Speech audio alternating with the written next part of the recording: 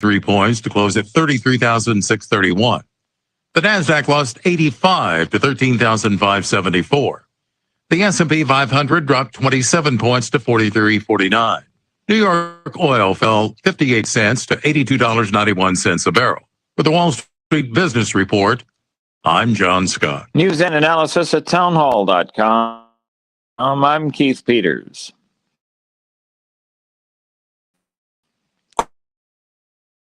He's made since federal on 7 The Point. Here is tonight's forecast. Mostly clear and comfy, a low temperature dipping to 55. Tomorrow we got a mix of sun and clouds. There's still a 30% chance of some showers later in the day. The high will top out at 75. Now for the weekend, rain early on Saturday, while on Sunday it's perfect with sunshine-filled skies and a high temperature of 74. I'm Kevin Cohen with your On Point local weather. It's not easy being a veteran. Coming back from Iraq or Afghanistan, I had been so excited to come home. But it's harder than I thought. Join us at communityofveterans.org and connect to others who are going through the same thing. Brought to you by Iraq and Afghanistan Veterans of America and the Ad Council.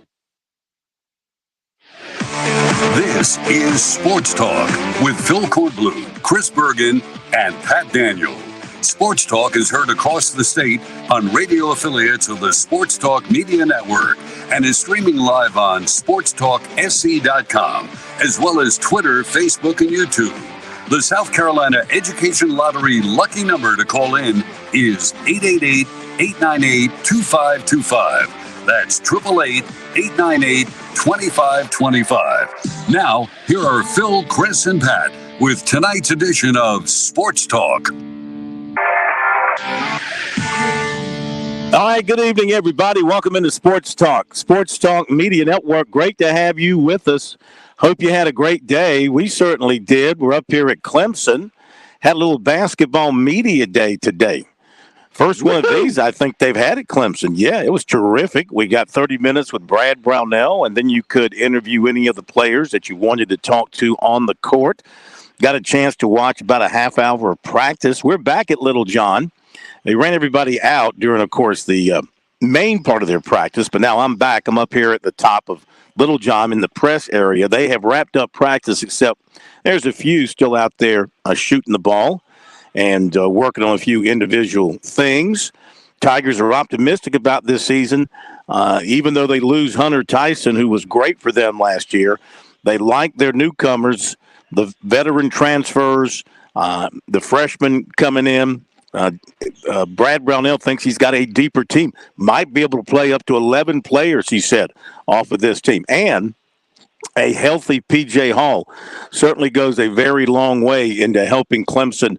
You know, it's hard to believe, Chris and Pat. You go back and look at last year. They won 23 games, and they won 14 ACC games, 14-6, and they didn't make the NCAA tournament. That's still one of the all-time head-scratchers right there. It's like I have always said, Phil, South Carolina and Clemson have to do more than the typical basketball team because the NCAA looks at our state and think, guys don't play any basketball, so they have to be better than good. That was an NCAA tournament team last year, certainly was. Now, they had some horrible losses to go along with some really good wins, and the horrible losses were unable to be overcome by some of those quality wins. But you win 14 games in the Atlantic Coast Conference and don't get in the NCAA tournament. That's flat out ridiculous. Yeah, 14-6. I mean, in the ACC, I know the ACC was down last year by its natural standards. I think they were like the 7th-ranked conference or something like that overall in KenPom. Still, 14-6 in the ACC. That is outstanding and should have been worthy of a bid to the NCAA tournament. Yeah, they had a couple of losses in there that they certainly regret having, but still, 23 wins. Including what you did in the ACC tournament, and 14 overall wins. That's pretty doggone good. I'm still having a hard time wrapping my head around that. And so what does that mean in the minds of the basketball pundits? Well, it puts Brad Brownell on the hot seat. You know, we go back to April, and the report from the Upstate by a talk show host up there who claimed, talking to Clemson's AD, that this would be it for Brad Brownell if he doesn't make the NCAA tournament. Something that Clemson never refuted, by the way. This guy publicized that, and we reached out to Clemson for comment. They would never refute it. Well, their thinking was they did not want to give credence to something they said was totally wrong, but they wouldn't come out publicly and say it. And as they told me, Graham Neff's not going to tell a reporter who he hardly knows and had just met at the spring football game and talked to for just a couple of minutes, not going to tell him what his plans are regarding his basketball coach. At least that's how it was explained to me. I'm all right, so just come right out and disclaim it and say that it's false, but they never did. So who knows? Is Brad Brownell on the hot seat? Does he have to make the NCAA tournament? He is Clemson's all-time winningest basketball coach. He's got a good, solid program at a place where it's extremely difficult to generate strong interest in a program, and also hard to win, even if the ACC is not always top drawer. So I think he's done a good overall job in his time at Clemson. I don't know what the expectations you should have for Clemson basketball. Certainly not the NCAA tournament every year, but every 2 or 3 years with a couple of back-to-backs in there should be enough to satisfy the few basketball fans that live up here. Yeah, I would agree. But to answer your initial question, I think he is on the hot seat. If they don't make the NCAA tournament, I think they're probably looking for a new coach at the end of the season. I think that would be somewhat unfortunate because I'm like you at Carolina and Clemson. Expectations to reach the NCAA tournament on a consistent basis, I just think, unfortunately, are unrealistic. I wish that were not the case. I wish we had teams that were going outside of Furman and the college. I wish we had teams that were constantly going to the NCAA tournament. I think it'd be great for basketball fans in our state to have some interest where, it's hard enough to get fans interested when March rolls around to begin with. But if we had good teams, especially at Carolina and Clemson, maybe fans would, I don't know, pay attention in February and not wait until March. Yeah, the tournament rolls around. Well, I mean, look, he's taken him to 3 NCAA tournaments. There was 1 year there was no tournament, so he's taken him to 3 NCAA tournaments in the 12 years there have been tournaments. That's not great. I'll give you that. It's one every 4 years. He did get to a Sweet 16 in one of those years. Got to the second round in one of those years. The other time, they were ousted in the opening round. I would say that last year should be like, if you want to hand out rings and things like that for something you did not earn, I get it. But certainly they were worthy of being an NCAA tournament team last year. As many times as I saw them play, they looked like an NCAA tournament team. They looked very competitive. Was shocked they were when Frank they Martin's did not team. get that bid. Yeah, they were Frank Martin's team the year before he took them to the Final Four. That team was an NCAA tournament team. We even got reports that they were in the NCAA tournament. And then we found out, obviously, when the selection show came on, that was false. But same scenario there. That team was good enough, should have been in the NCAA tournament. Clemson last year should have been in the NCAA tournament. But here's a stumbling block, and I'll bring this up every single time. Win more games. 23 is a lot. Maybe if you win 25, we're not having this discussion. Every team that starts the season has a chance. Unlike college football, every team in the NCAA playing Division I men's basketball has a chance to get into the NCAA tournament because you have the automatic bids. So I never feel sorry for a Power 5 program in particular that doesn't get in because the tournament is set up for Power 5 teams to get in. 8, 9, 10 teams come out of the Big 10, out of the Big 12, out of the ACC, the SEC. So I never feel sorry when you don't get in. There's one solution: win more games. Yeah, the 10-point loss at Louisville in February, that was a crusher. I mean, the Carolina loss awful. was a killer for them. Yeah, but that's still North Carolina. You get the benefit of the doubt. No, I'm talking South Carolina. I'm talking USC. When they You're talking back earlier in the year. Well, I'm looking more at their ACC losses. Right. The loss at Boston College and the loss at Louisville. I mean, 2 bad teams. You did play them on the road, but 2 bad teams having bad years. And you lose those games. You win those 2, and there you go. There's your 25 wins, and you're not having this conversation. You got 16 ACC wins, and you're not having this conversation. So, anyway, we'll hear from Brad Brownell coming up in a little bit. He updated the team, updated injuries. Jack Clark is not yet practicing. He's been dealing with some injury issues, getting closer to be able to practice. That's the transfer from NC State. And also on the injured list is Josh Beadle, veteran guard who was in I say veteran guard, third year in the program, including a redshirt. He was in a car accident last week. Pretty serious accident, but according to Brownell, fortunately for Beadle, he came out of it relatively okay. Broken nose, assorted cuts and bruises and things like that. So he's not able to practice right now as well. Everybody else, however, seems to be okay. And the good news is that P.J. Hall is healthy, really for the first time in his career, completely healthy, which means, he only averaged 24 and a half minutes per game last year, 21.8 for his career. You might imagine now he'll top the 30-minute mark per game. You get 8 or 9 or 10 more minutes out of him on the floor. That's going to be a bonus for you. Plus, it's going to help him defensively. He's going to be able to move much better. They'll be able to do some different things defensively with him healthy, able to work him more into various defensive schemes. Of course, the running joke on the team now is Joe Girard joining the Tigers as a transfer from Syracuse, and everybody wants to know, hey, Joe, do you know how to play man-to-man defense? Because, in all his years at Syracuse, he only played a 2-3 zone. Yep. But he said, he was talking to us, he said, look, man, he said, I played man-to-man all the way coming up. I played it in, spring and summer ball in high school. So, yeah, I can play man-to-man defense. It's not totally foreign to me, even though he hadn't played it in a long time there at Syracuse. So, anyway, basketball is here with practices going on next week. We've got SEC Basketball Media Day in Birmingham. That'll be next Wednesday. And then the following Wednesday, we'll do this again in Charlotte with the ACC folks.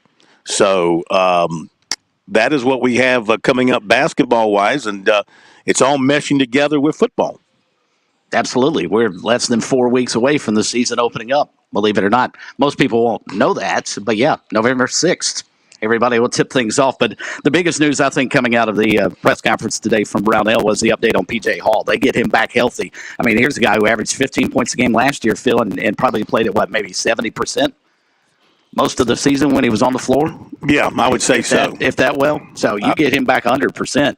That's huge because he's talent-wise a first-team All-ACC player, I think. Oh, no question about it. Now, they do have to replace a tremendous player in Hunter Tyson, who gave them last year over 16 points, over 9 rebounds per game, plus his incredible leadership. And, he's made the Denver Nuggets roster, and I think he's made their roster. I think he's still with them, right? And I am not shocked. I mean, I thought he played last year like an NBA player.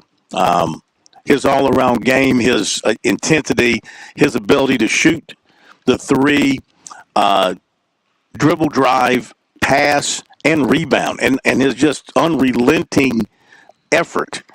I had a feeling that given a chance, he'd make an NBA team, and he's going to make it with the world champions. Yeah, I think that's great. And probably the one knock on him going into the NBA, especially early in the season, he probably plays too hard. They loaf for, 2/3 of the season, so he'll have to figure out how to tone it back a little bit. All right, coming up on the show tonight, in just a couple of minutes, and Pat, be on the lookout for this. I just sent you a message. Bob Ibach, remember our good buddy Bob Ibach up in Chicago? He is going to be calling us. He's got a charity he's working with the Atlanta Braves, and he has got. I remember him now. Yeah. Yeah. Bob was around for. He's giving away stuff with us for USC women's basketball, Clemson football when your team gets to a championship level. So with the Braves playing tonight, 8:00, this will work out great because he's got a charity that the Braves are connected with. And he'll give details on that and how, they sell these items like autographed bat. This has to do with a baseball bat, okay? So got a baseball bat with the Braves. So when Bob joins us here shortly, we'll have him on, and he can fill you in all about it. I think we'll have Ben Portnoy tonight as we take a look at the Port Authority. He's been writing a lot of good stuff about NIL and other stuff happening in college sports. 7:05, Mike Morgan on the move. And then at 7:30, 7:35, it'll be Will and the Thrill, Will Merritt, Carl Hill to join us. So we mentioned the Braves, and this is, back to the wall tonight. Can they, and they're sending Spencer Strider to the mound tonight. It's the Braves up at Philadelphia trailing 2-1. They got to hope that the Phillies got all the runs out of their system last night and won't have as much to bring to the table tonight.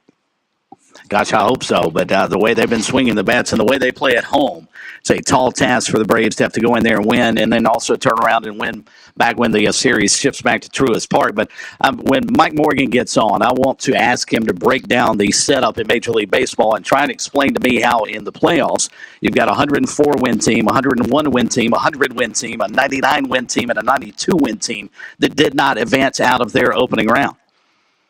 It's almost hard to believe. Between Atlanta, Baltimore, Los Angeles, Tampa, and Milwaukee, all of them were either swept or the Braves the only one that actually won a game so far in the series.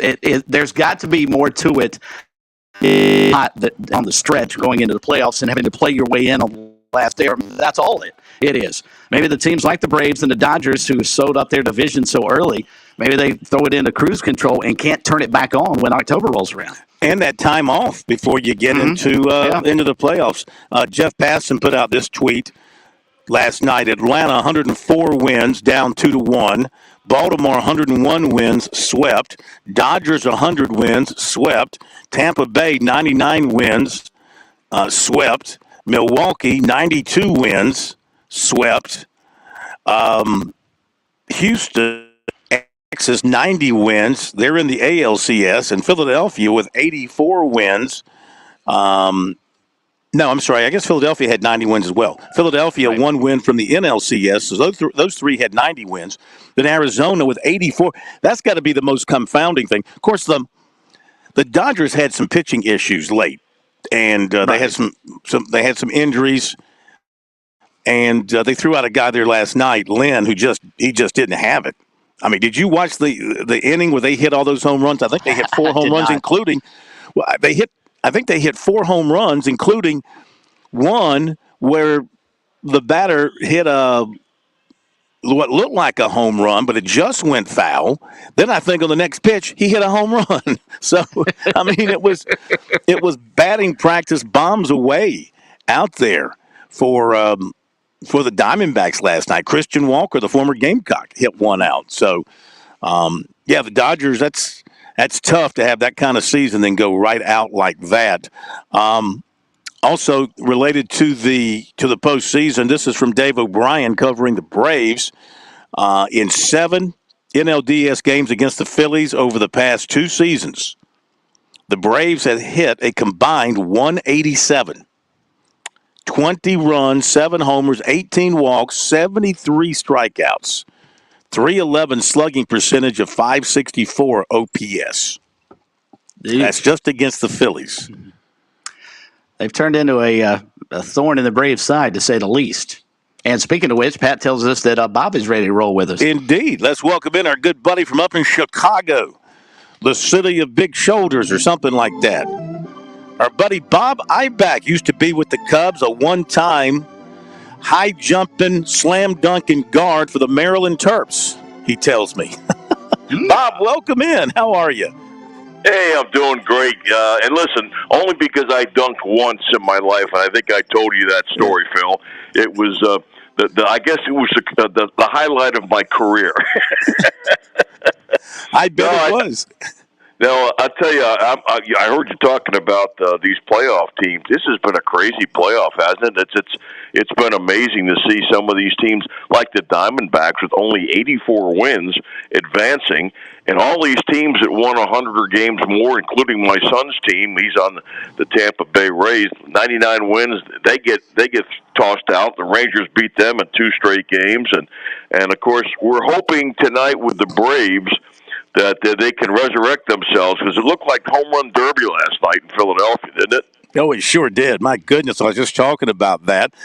Tell everybody what you got in connection with the Braves, the charity, and what they can get to help out. Yeah, this is really a nice program. I've been involved with Nyco Sports on this, and it's a Ronald Acuna Jr. Commemorative 34-inch black wooden baseball bat. Ooh. And it's licensed by Major League Baseball. They're only going to make 2,023 of these, and I'll give out a phone number and a website. Folks, give some time to go ahead and get ready to take that down, because these will be something very historic, because it's going to salute Ronald being in his own exclusive club. 40 or more homers, 70 or more stolen bases. He ended up with 41 homers and 73 sacks that he stole.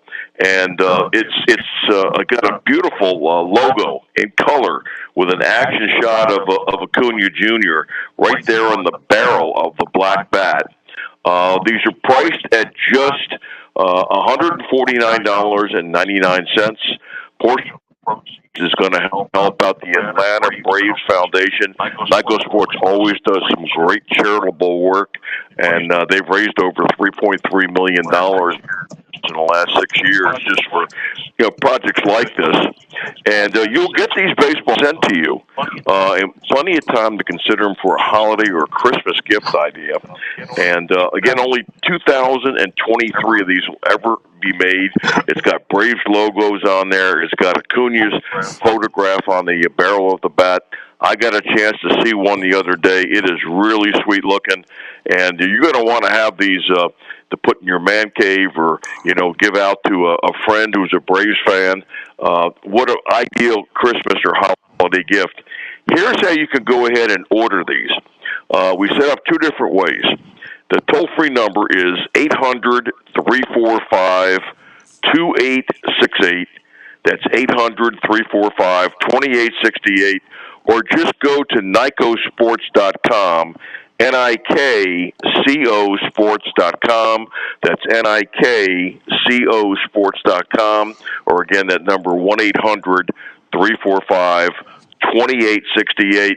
And if Acuna Jr. goes ahead and gets picked as the MVP, which I think he's got a pretty good chance of doing. I mean, he ended up hitting 337, 106 RBIs. He's done everything. And if he wins that title, we'll also include that on the barrel of the bat, which will even make it more historic. That sounds like a great item. I mean, it really does. You've given us Panthers footballs before, Clemson footballs, Trevor Lawrence footballs, USC women's basketballs. I am looking forward to getting my bat. Just don't go out and hit too many home runs with it. You don't want to put some dents in that thing. But I've collected a bunch of bats from my years when I was with the Chicago Cubs in their front office, and I've got them in my man cave. And I'm certainly going to add Acuna Jr.'s baseball bat to that collection, because what he did this year, over 40 homers, over 70 stolen bases. I mean, I've seen a lot of good baseball players, sluggers in my time. I mean, I go back to the days of Mickey Mantle and Harmon Killebrew, and of course Killebrew wasn't going to steal a lot of bases. Mantle had some great speed, but even a guy like Barry Bonds, over the years, no one ever has done what Ronald Acuna has done. We're looking at it right now online, and that depiction online is just stinking awesome. It is just stinking really awesome. I mean, that's a great looking bat. Somebody walked into my office the other day and saw one of these baseball bats, and that I've had in my collection. He says, "Wait, you're going to get this bat to add to the collection that you already have?" I said, "Yep, it's going right in the front of the collection downstairs."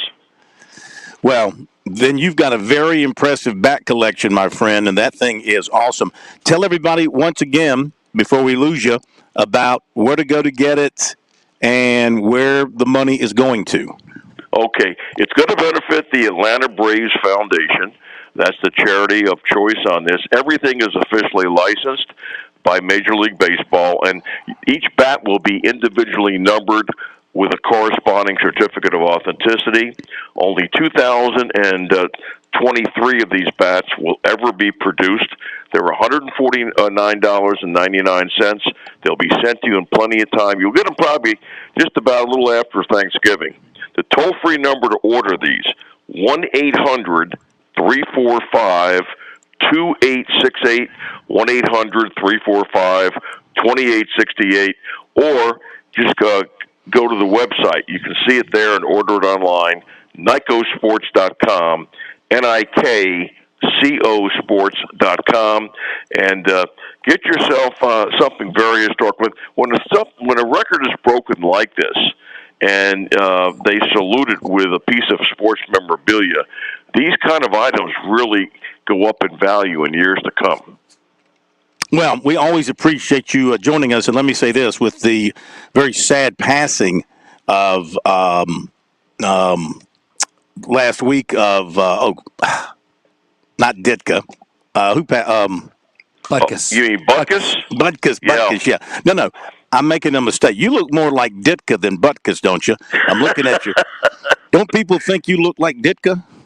Well, I've been taken for that and another guy, the Kansas City Chiefs head coach. Sometimes. Oh yeah. I get, but I wish I had their money. You know. I understand. I see that too. Hey, thanks so much. Good luck. Let us hear from you again. Okay. All right. Have a great night, guys. Thank you, Bob. And I just tweeted out the link to get involved with that bat. So take a look at it. We'll be back. Weather is made possible by our friends at Palmetto Citizens Federal Credit Union on 107 The Point. Here is tonight's forecast. Mostly clear and comfy, a low temperature dipping to 55. Tomorrow we got a mix of sun and clouds. There's still a 30% chance of some showers later in the day. The high will top out at 75. Now for the weekend, rain early on Saturday, while on Sunday it's perfect with sunshine-filled skies and a high temperature of 74. I'm Kevin Cohen with your On Point local weather. Hey, it's Jay with the Melting Pot. So our customers have spoken, and we are now open at noon on Saturday. And if your favorite team is really good, they're going to be playing primetime at night. So here's a great option. You won't miss out on your fondue when your special occasion falls on game day. So come in for all 4 courses of fondue, or just cheese and chocolate, or just chocolate. We're at 1410 Colonial Life Boulevard, Columbia. The Melting Pot, Columbia's favorite special occasion restaurant.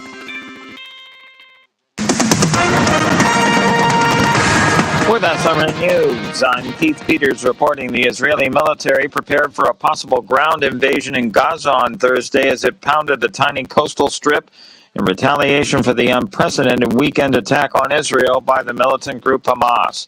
In a deliberate show of support for Israel, a U.S. official confirmed that Defense Secretary Lloyd Austin plans a visit on Friday, a day after Secretary of State Anthony Blinken was in Israel to meet with Prime Minister Benjamin Netanyahu. A former contractor for the Internal Revenue Service charged with leaking tax information to news outlets about former President Donald Trump and thousands of the country's wealthiest people pleaded guilty Thursday in an agreement with prosecutors. The Justice Department charged 38-year-old Charles Edward Littlejohn of Washington, D.C. with stealing tax return information. More details at srnnews.com. It's October, the best time for the avid outdoorsman. Hunting season is in full swing. Time to stop in at Shooter's Choice and get all your hunting needs filled while they are on sale. Every October, Shooter's Choice brings all you avid hunters factory hunting vendor weekends. Different vendors every weekend with unbelievable discounts to make that hunt just perfect. On October 13th and 14th, Swarovski Optic will be on site with special deals on all in-stock scopes. Listen, Swarovski Optic is an industry leader in quality and innovation, long-range hunting optics. Shooter's Choice will have the long-proven Z3 rifle scopes to the more advanced Z5, Z6, and Z8 families, all discounted while these folks are on site. Shooter's Choice and Swarovski Optics will have the avid hunter's needs covered with this unprecedented sale. So stop in at Shooter's Choice October 13th and 14th, then make that scope of your dreams a reality while it's on sale. October Vendor Days, Swarovski Optics, and the hunt is on. So make your first choice, your best choice. Make it Shooter's Choice. Every Friday morning at 9 a.m. on The Point, join me, Chad Jordan, and my co-host Larry Jordan for the Palmetto Real Estate Pros. We'll help you out whether you're looking to buy, sell, or just learn all things real estate every Friday right here at 100.7 The Point. Hey, it's Jay with the Cigar Militia, Columbia's premium cigar store. Have you noticed the change in weather? Some people call it fall. We call it cigar smoking season. Or better yet, it's football weather. Come in and check out our humidor and do what I do and get your go-to stick or try something new. We've got an awesome staff willing to walk you through and help you find your new favorite. And besides, you're going to need some celebration cigars for when your favorite team wins the big game. The Cigar Militia, 1410 Colonial Life Boulevard. Hi, this is Joel Lurie. I'm the host of Health Matters every Monday morning from 9 to 10 right here on 100.7 The Point. Join me as we talk about issues impacting your health and our community. It's Health Matters every Monday at 9 a.m. right here on The Point. Finding great candidates to hire can be like, well, trying to find a needle in a haystack. Sure, you can post your job to some job board, but then all you can do is hope the right person comes along, which is why you should try ZipRecruiter for free at ZipRecruiter.com/free.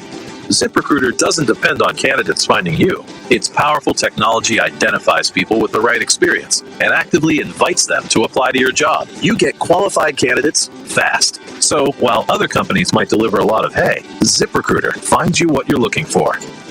The needle in the haystack. 4 out of 5 employers who post a job on ZipRecruiter get a quality candidate through the site within the first day. ZipRecruiter, the smartest way to hire. And right now, you can try ZipRecruiter for free. That's right, free. Just go to this exclusive web address, ZipRecruiter.com/free. That's ZipRecruiter.com/free. ZipRecruiter.com/free.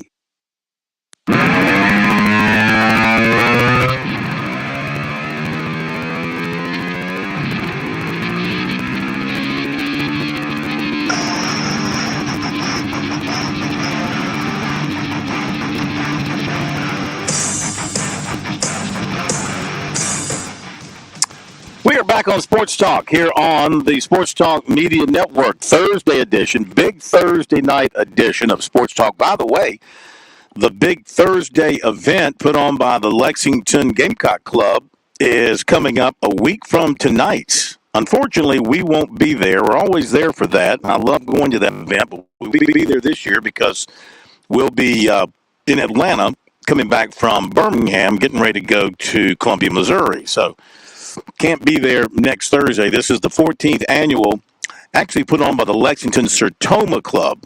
Big annual celebration, October 19th at the Ice House Amphitheater and Pavilion in downtown Lexington. And this is a big event, big fundraiser. And, of course, it celebrates the history of the USC-Clemson rivalry back when it was played on Thursdays of State Fair Week through 1959. They'll have a bunch of former players. They'll have people speaking, and you'll have a big time there. So if you weren't aware, be aware that that is coming up next Thursday. Begins at 5:30, buffet-style dinner and a program, okay? Next Thursday, Lexington Sertoma Club, the big Thursday event. Cool. All right. Couple of other notes as we wait for Ben to join us. And Pat, he's ready for you to connect with him if you want to reach out to him. Tell you a couple of other things that are of interest here. Great Falls has canceled the rest of their high school football season. They have too many injured players, really not enough players to compete the rest of the way. So they are throwing in the towel on this season. We'll reevaluate things within their football program to see if they can keep it going in the future, but they are not going to continue playing this year. You hate that, of course, for them and for their players. It put so much work into getting ready for the season.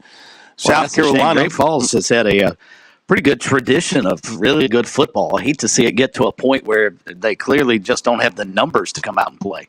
Yeah. Of course, Great Falls is known for their basketball. You know, they won, a bunch of state championships under Coach Smith. Coach Smith there at Great Falls. I mean, a ton of championships in basketball. It's been kind of a over all these years. But having putting a roster together for football has been difficult for them because they just don't have the boys, and they don't have the participation. So the injuries and everything have caught up with them, and they will not continue with their season at this point.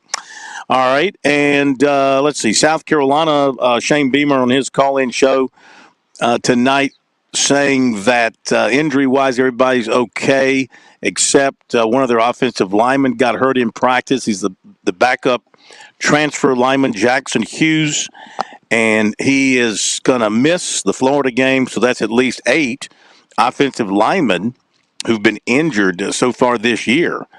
Hughes got banged up in practice a couple of days ago, so he's out for the Florida game. Beamer said everybody else that was banged up, they are good to go, like T.J. Sanders. That does not include Juice Wells.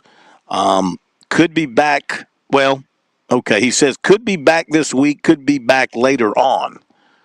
That's what Beamer is quoted as saying by David Cloninger. I take that to mean he's not playing this week. They just don't want Florida to know that for sure.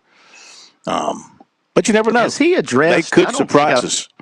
I don't think I've heard Beamer either asked or addressed the just rash of injuries they seem to have every year.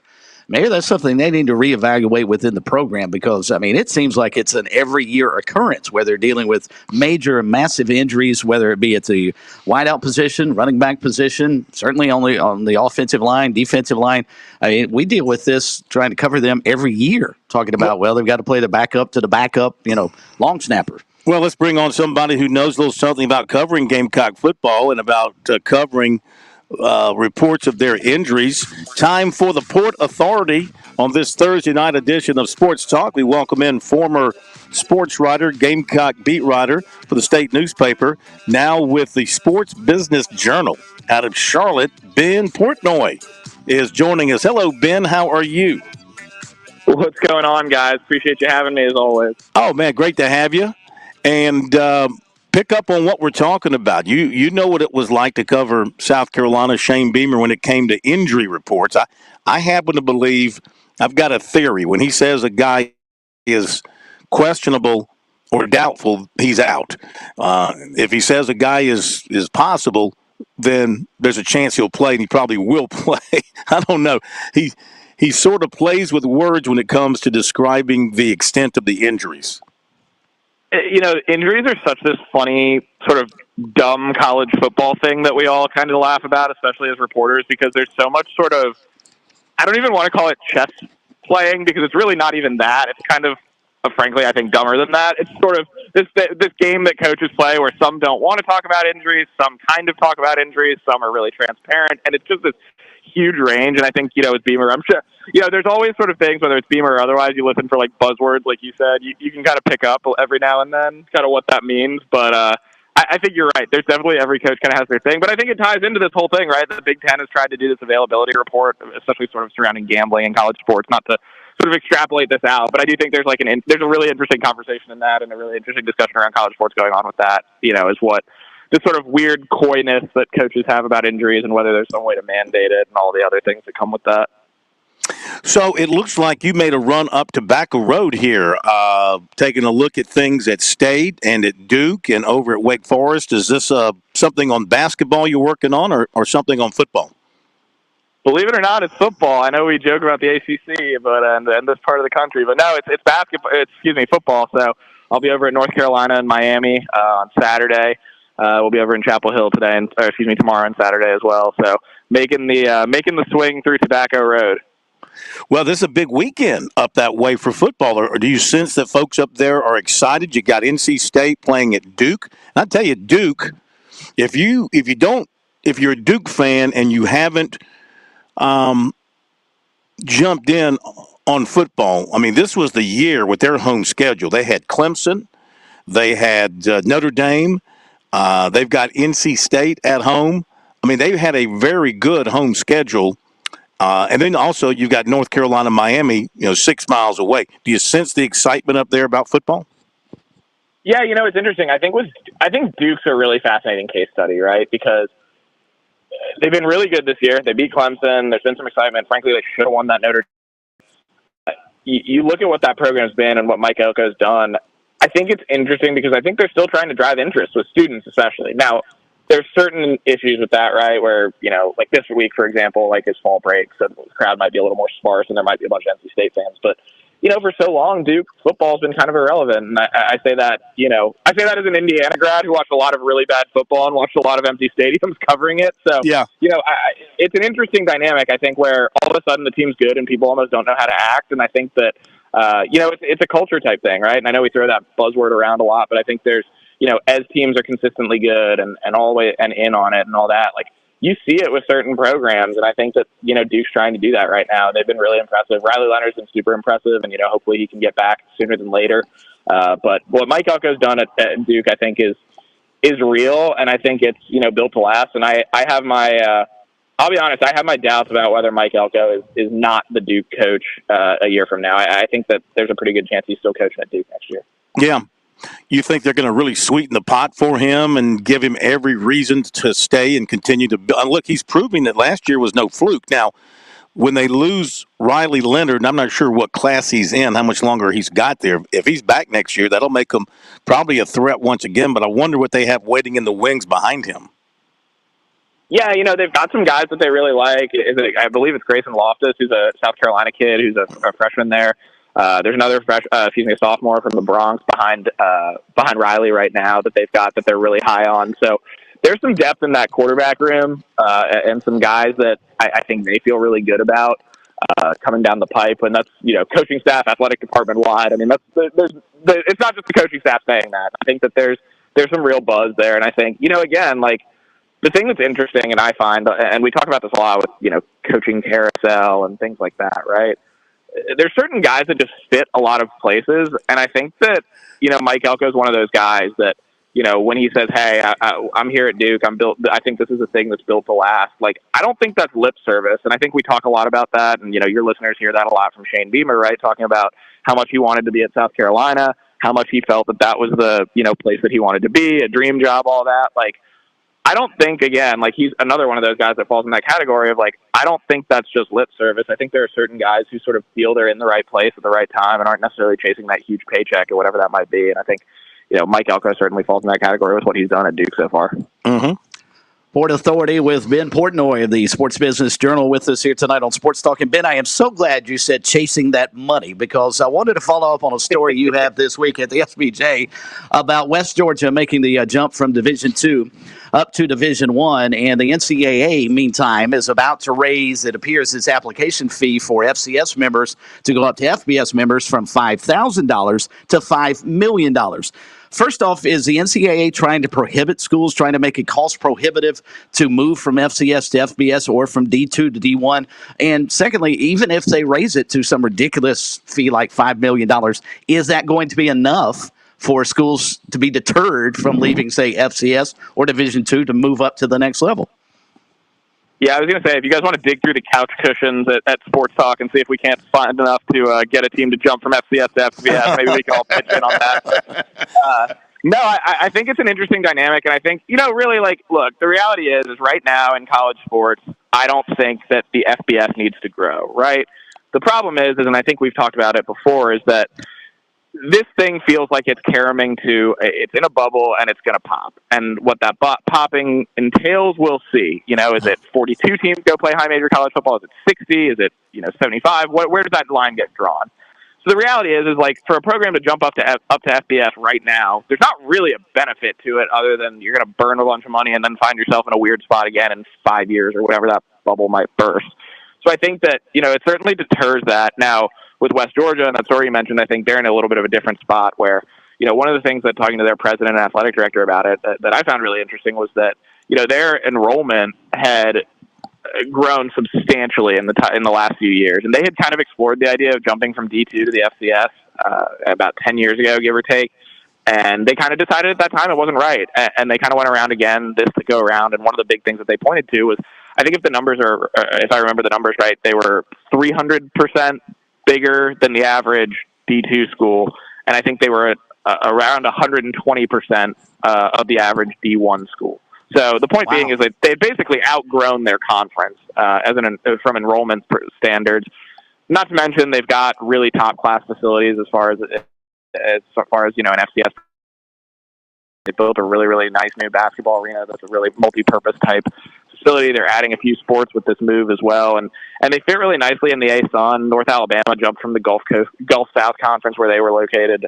Where West Georgia was, or I guess will be this year and going until next year, just in 2018. So that was a little bit of a roadmap as well. So there were things like that pointed toward it making sense. So it wasn't just hey, we see cash, let's go run at D1 and see what happens. I think it's this is definitely a little bit more of a calculated thing. But I do think, to actually answer your question in a roundabout way, the $5,000 to $5 million, or whatever the numbers exactly shifted from, I do think there's a deterrent there, right? Like, again, I think that FBS is not going to exist probably in the former fashion that it exists now, whatever it is, 5 years, 7 years, 10 years from now. And I think that, deterring people is frankly probably a good thing from getting schools to put themselves in a bad situation.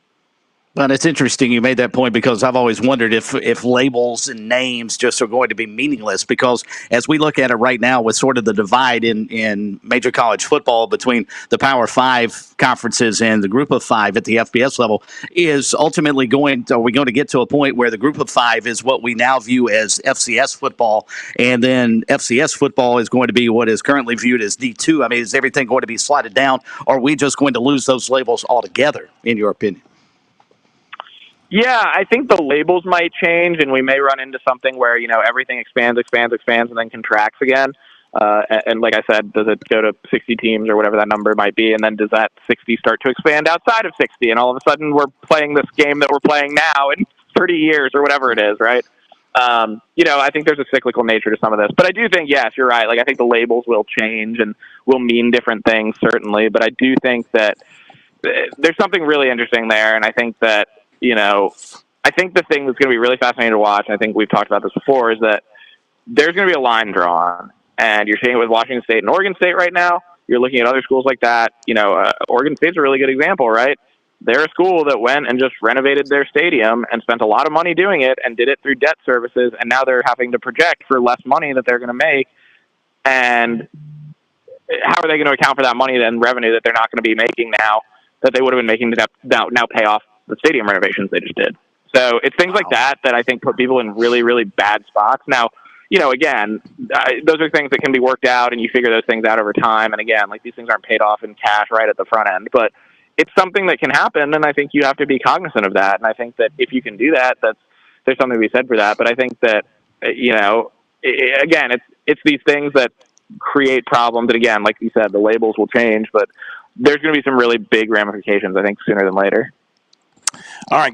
One more thing, we'll let you go. So, it took the state, of course, huge shoes to fill, but it took the state a while to get your replacement. But they've hired Jordan Kay out of Iowa to come in and be the Gamecock football beat writer. On top of that, the shuffling continues because one of Gamecock Central's lead Gamecock beat writers, Colin Taylor, is leaving. Saturday will be his final day with Gamecock Central. He goes to work for the university. So what do you know about Jordan Kay coming in to cover the Gamecocks, coming in, taking over your desk, your notepad, your pencils, your laptop, your little recorder, and anything else that you left behind? No, Jordan's going to do a great job. He and I have caught up, and he's a really good guy, and I think that Gamecock fans are going to be really excited. He does a really good job. He's done a really great job covering Boise State of late, and we'll do a really good job covering the Gamecocks. And certainly my shoes are nothing to fill, so he'll do a great job, and I think I'm really excited for folks to get to know him a little bit. I think he's going to do a really great job, and folks will be really, really excited to see. I'd like to think that some of the storytelling stuff that I did and all that time will continue, and Jordan will do a really great job with doing some stuff like that too as he gets going. Now, listen, man, enjoy your weekend up on Tobacco Road watching some of that football. We always appreciate you being with us. We'll talk to you next week if we can catch up with you. Thanks, Ben. Appreciate you guys. And if you guys have any 2-minute offense advice for Mario Cristobal, feel free to pass it along. 3 words for him. 3 words. Take a knee. I'll keep it in mind. I'm writing it in my notebook right now. It was stupid Saturday.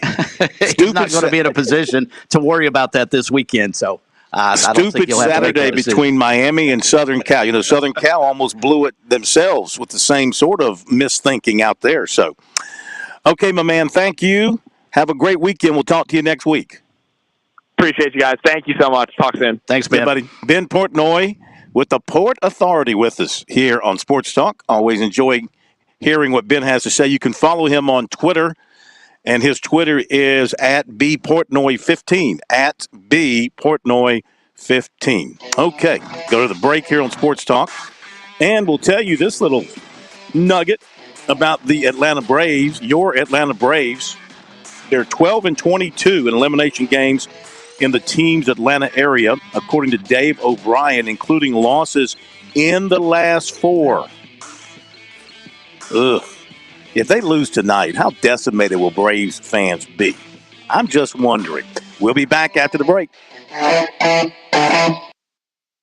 Touchstone Energy Cooperative members save more on electricity, and members save more on insurance, groceries, healthcare, restaurants, travel, concerts, and sporting events through Co-op Connections.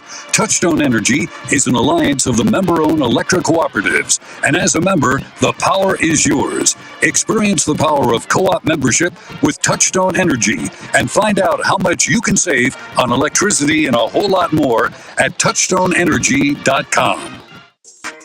George Bryant here for Tsunami Bar Sports, and some say the fun is in the winning. I say the fun is in the training. And Tsunami Robbie, what do you say? George, we all know you get more done when you're having fun. This technology is different. It's engaging, but it's also a lot of fun to use. Hi, this is Phil Kornbluth. Be sure to click on the digital ad on SportsTalkSC.com and get 5% off any Tsunami Bar order using promo code BBB5. Don't wait, order today. Your home is where your memories live. It's where you laugh and where you love. We understand the importance of the valuables under your roof, tangible and intangible alike. So no matter what's around the corner, we'll be there, offering you and your family the support that's made Farm Bureau Insurance a trusted name for nearly 70 years. You deserve more. You deserve a promise. Learn more at scfbins.com. Call me, Alex Satterfield, at 803-749-9171 for all of your Midlands insurance needs. This year's Carolina and Clemson Jackpot $5 scratch-off tickets give you a chance to win up to $200,000, whether you're a Gamecock or a Tiger. It's Palmetto Series time, so show your school spirit, feel that team pride, and get your tickets for a chance to win up to $200,000. As you know, in this state, winning the Palmetto Series does matter that much. See SCEducationLottery.com for odds and details. Farm Bureau Insurance's agricultural roots and ties to South Carolina farmers have shaped the company's culture and work ethic, providing a unique customer experience. Customers are treated like people, not policies. Now, while other insurance companies may have a one-size-fits-all approach to handling customers, we believe you need to be valued and treated right. Our claims professionals work until the job is done, and our agents still believe in the commitments that comes with a handshake. Call Buddy Bridges and Clinton and Lawrence at 864-923-2174 for all of your auto, home, and life insurance needs. South Carolina's taste bud have spoken, and they're asking for beef. There are more than 7,800 farms raising cattle from pasture to plate in the Palmetto State. So whether it's steaks on the grill before the big game, sirloin medallions plated for date night, or burgers with a family, make sure beef is a part of your playbook this football season. Smoked, grilled, and slow roasted. Find the best way to enjoy your beef at scattle.org. Beef, it's what's for dinner in South Carolina. Funded by the South Carolina Beef Council, part of the Beef Checkoff Program. Hi, it's Phil Kornbluth of the Sports Talk Media Network. We love our high school football in South Carolina, and we love bringing you the scores every Friday night. From 10 to midnight, we check in on every region across the state with live reports and coaches' interviews. So whether you're in your car after a game or lounging in your den, be sure to dial up the Founders Federal High School Scoreboard Friday nights, right here on the Sports Talk Media Network.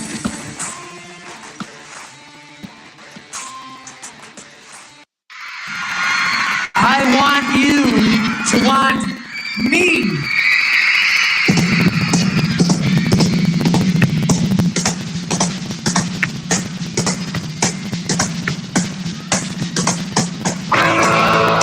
That really should be our theme song.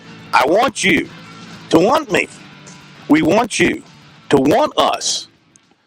Because if you didn't want us, then we'd have to be here. We want you to want us here on Sports. All right. Thanks again to Ben Portnoy for being with us. Great stuff from Ben. Really enjoyed hearing what he had to say.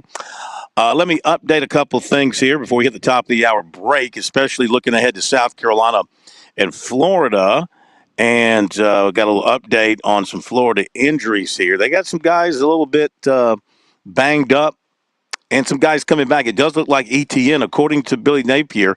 ETN was in practice last night. Looks like he's going to be able to go for Florida. So that's going to be a bonus, a boost for their running attack, which is already pretty good. This is in thinking about this game, guys. I tell you, I'm having a hard time. I guess I'll wait till tomorrow. I'm having a hard time getting my hands around who I want to go with here. You have to be impressed with what Florida did with Tennessee, but you also have to be suspect of them with the way Kentucky ran the ball up and down on them with Ray Davis going crazy. Yet I don't know if South Carolina has fixed any of its problems to where they can go out and do more than throw the ball to Xavier Legette. Well, and you mentioned the running attack of Kentucky. Carolina does not have anywhere close to that kind of ground attack at all. I mean, Mario Anderson has been a nice addition and is starting to establish a little bit, but yeah, not anywhere close. And the bigger concern I have is how do you fix that defense, which has been like a sieve over a bye week. I'm having a hard time trusting the Gamecocks right now. I think I may pull the trigger on Florida. 2-point favorite, I don't know yet. But at home, they've been good. No doubt. And Billy Napier on the road, not good. Got to factor that in. Be back in a moment. By the way, before we do what's supposed to happen here, thank you for pushing the button. I thank you. Programming thanks you. America thanks you. WQXL Columbia, W264DF. From the Bart Fireside Studio, the solution for keeping you warm this winter. This is 107. News this hour from townhall.com. I'm Keith Peters reporting. House Majority Leader Steve Scalise is still short of the 217 votes needed to win the Speaker's post. Scalise said that House Republicans had a very constructive meeting Thursday afternoon, and now he will meet holdouts in smaller groups to work to flip their votes. We had a very constructive 2.5-hour-long meeting. I asked our conference chair, Lee Stefanik, that we get everybody in a room together, not individual meetings. I'm not cutting any deals. Scalise must peel off more than 100 votes, mostly from those who backed chief rival Jim Jordan. Jordan says he's no longer in the running and has tossed his vote to Scalise, but many hardliners have dug in for a prolonged fight. The U.S. is moving quickly to boost Israel's military after the unprecedented attack by Hamas on Israel. Correspondent Karen Chamas reports. Within hours of the attack, the U.S. began sending aircraft and warships to the area. The U.S. is also expediting the shipment of munitions and interceptors for Israel's fight against Hamas. The move reflects U.S. concerns that the deadly fighting between Hamas and Israel could escalate into a more dangerous regional conflict. The weapons and munition will serve as a deterrent for Hezbollah, Iran, or others from taking advantage of the situation. I'm Karen Chamas. The acting Social Security Commissioner says a 3.2% increase in benefits next year will help millions of people keep up with expenses. The increase announced Thursday is far less than this year's historic boost and reflects moderating consumer prices.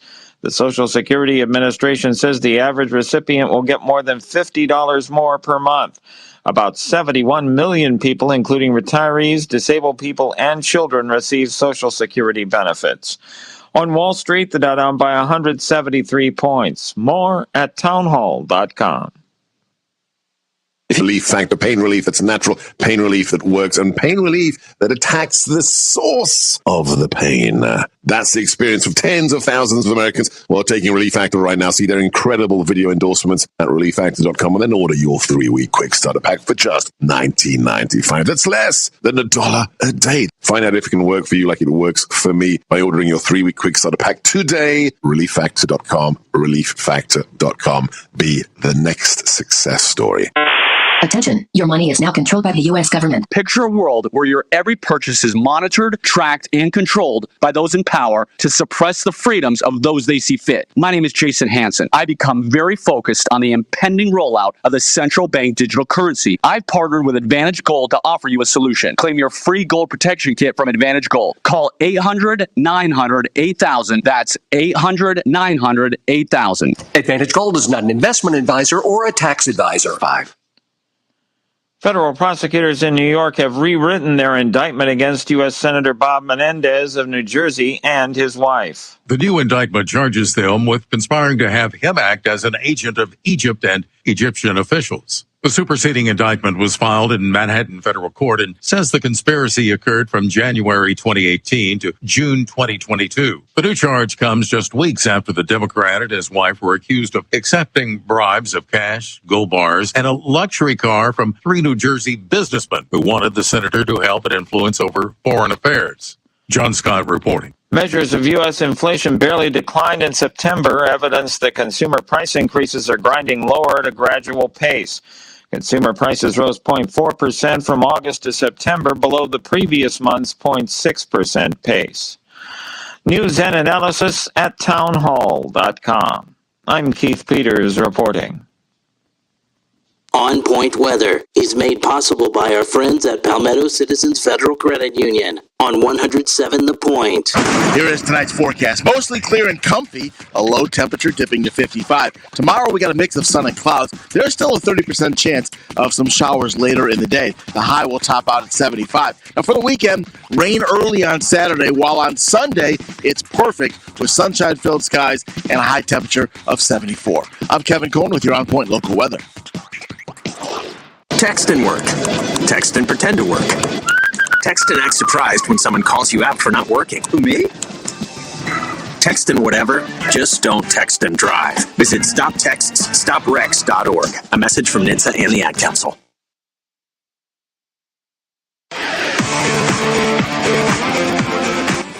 Welcome back to Sports Talk on the Sports Talk Media Network.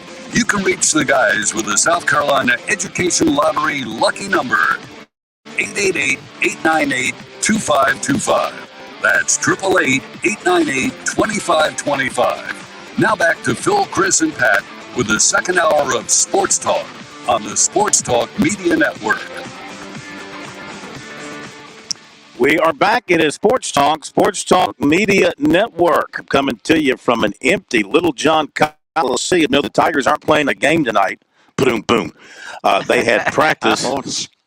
Yeah, come on. I'm just kidding. I know that Tiger fans pack this place in January, February for some ACC games for the most part. But anyway. I have to admit I was thinking the same thing, though. So Yeah. It was funny. It was Media Day here today, and it was fun being here, talking to Brad Brownell. We'll hear from him coming up.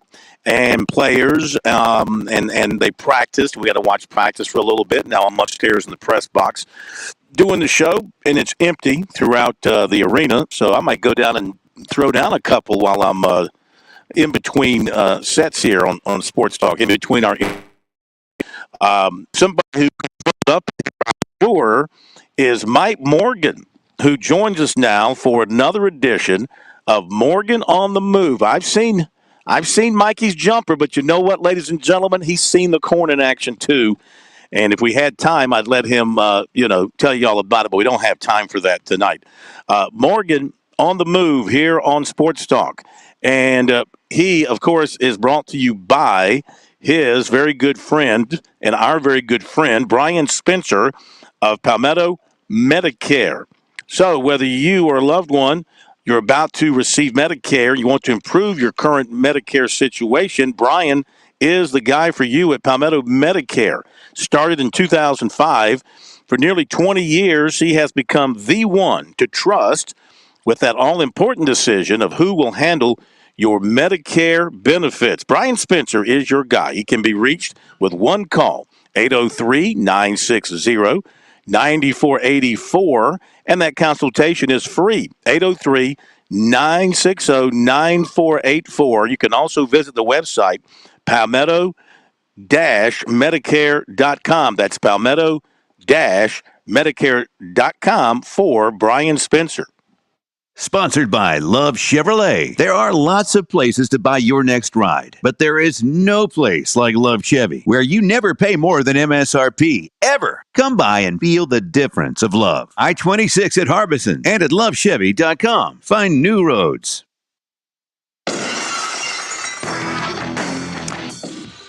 He is indeed Mike Morgan. Morgan on the move. If you were here at Little John Coliseum, that's empty, and you had a Wilson basketball in your hands, what could you do with it? Always start off intermediate. Always start off with some free throws, get the form down, get a little rhythm, and then minimum, I wouldn't leave the gym until you make at least 50 threes. 50? Ooh. Seth Curry. Tell you what, 53, and you don't get to get to pick your hot spot. You got to go corner, wing, center, wing, corner. You got to go around the horn. You got to make 50, and you don't get to just stop and rest. You shoot. Is that around the Darren horn? Boom, boom. A lot of Gamecock fans feel a lot of bad memories. The guy's won everywhere he's coached except South Carolina. When you think about it. Well, I mean, at 5 years at Western Kentucky, he went to one tournament, which is not exactly a great track record because that's a really good job in their respective conference. But yeah.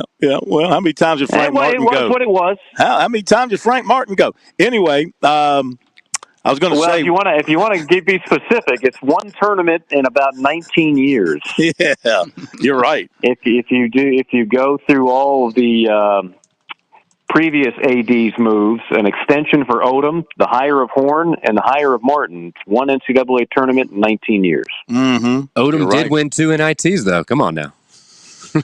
Yes, he did. It's not a national champion. It's not the national championship, fellas. It is a national championship. It's not the national championship. Uncle Dave would tell us that, and then he would tell us about his dry cleaner in Charlottesville, who was so upset when he was leaving the University of Virginia staff there. Okay. Oh yeah, we got all kind of stories. So, where is the fork? Is the fork in them? Is the fork being heated up? Is it being what's going on? What do you think tonight? Do they wiggle their way off this hook or not? Well, some interesting things have happened. You know, Game 2 happened, and it was a phenomenal comeback, and this town was electric over it for obvious reasons. Because if they lost that game, this thing would have been a 3-game sweep. But the concerning thing to me is that Philly, stealing that Game 1 was really a double steal because they stole it on the road. That's one. They also did it without one of their top line guys. They used the guy who's pitching tonight, Suarez. This series has a ton of offense, and on the mound it has what I'll steal a term from a guy that I've worked with quite a bit over the years, Chris Burke. There are guys and there are dudes. A dude is just an incredibly impactful player. A guy is, he's good enough to play, but he's a guy. He's just like so many other guys. This series has a bunch of dudes as everyday players in the lineup, but only 4 starting pitchers that are truly dudes. And 2 of them are Strider and Fried. And Strider lost the first game. Well, he's back on the bump tonight. And the pitching advantage clearly is in Atlanta's favor. You have to take advantage. You have to cash in on that. And if you can do that and you can send it back to Atlanta, the Braves would have an advantage both with, and the game would be at Truist Park. But you got to get through this one first. And they absolutely have to have an A-plus performance from Strider. And there's some bats in that lineup that were really good in the regular season that need to come around. I'm talking to you, Ronald Acuna. I'm talking to you, Olsen. I'm talking to you, Albies. I mean, these guys need to come through, and there's plenty of meat left on that bone. Well, obviously, the natural follow-up to that, Mike, in your opinion, am I a guy or am I a dude? Well, you've been around so long. I mean, you've kind of gone through every period. You've been a guy when you were first starting out, and then you became a dude, the king of statewide radio in South Carolina, and now you're like a Methuselah. You've been around so long, so you've experienced the whole gamut. Yes, I certainly feel like I've experienced the gamut for sure. Okay, so how disappointing, how heartbreaking, how backbreaking would it be if the Braves do not rally to win this series? Very. You win a bunch of games in the regular season. You set offensive records. The first team in Major League history to have a slugging percentage of over 500. You basically coast to another division championship, which is 6 in a row. And I think most Braves fans, ones that are much older than me and have seen Braves baseball going back to the 1960s and Hank Aaron and Eddie Matthews, and they'll tell you that this is the best lineup Atlanta's ever had. And it's not like their pitching staff is chopped liver either. Yeah. They've got a good closer, and they've got a good rotation. I don't think enough was made of the loss of Charlie Morton in this series. He would have started the game last night. They never would have gone with Elder. They had to go with Elder because they didn't have any other option. But no, it would hurt. I'll say this, though, and I don't want to hear people blame it on best of 5 versus best of 7. These teams that are upsetting the champions of the respective leagues and divisions, they would have lost if it was best of 5, best of 7, best of 9. They got outplayed. But something is wrong when the top 2 teams in the National League perhaps will lose, and one of them will get swept. The top team in the American League gets swept. That, to me, that doesn't seem right. I realize baseball has a randomness about it. I really think if you earn the number 1 seed in the regular season through 162 games, because I'm not sure if having 5 days off is really a luxury or a liability. To me, it seems more like a liability. I think most hitters would tell you that. I would just say give them every game at home. If you get the number 1 seed, you play the best of 5 in one ballpark. And after that, you go to a 2-3-2 and everything else that you normally do. But we've seen too much of this where the number 1 seed just gets blasted in the divisional round. And it's like, well, wait a minute. We just played 6 months of baseball where they were clearly the best, and now they're done. You don't see that happen very often in any other sport. But in MLB, it's been happening quite a lot. Yeah. Mike Morgan on the move here tonight on Sports Talk. And Mike, I was actually going to ask you about that and how Major League Baseball addresses this, because between Atlanta, Baltimore, Los Angeles, Tampa, and Milwaukee, Phil was chatting about this. Jeff Passan broke it down. You're talking about 5 teams that won 500 games roughly this season, and the Braves are the only one to win a playoff game. Clearly, there's a problem with the setup in the playoffs unless we're in a situation where we're not trying to determine who is the best team from the start of the season till the end by winning the World Series. Is this sort of devolving into what the NCAA men's basketball tournament has turned into, where it doesn't necessarily translate out to the best team from the start of the season through the tournament? It's whoever is hottest in March.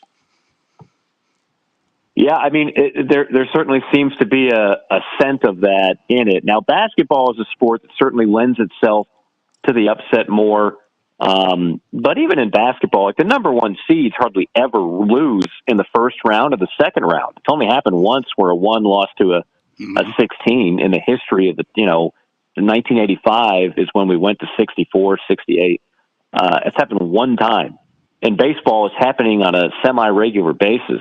So, I would just say again, I thought when they devised this format, there's a lot of good about it because you do have an advantage as the number 1 seed.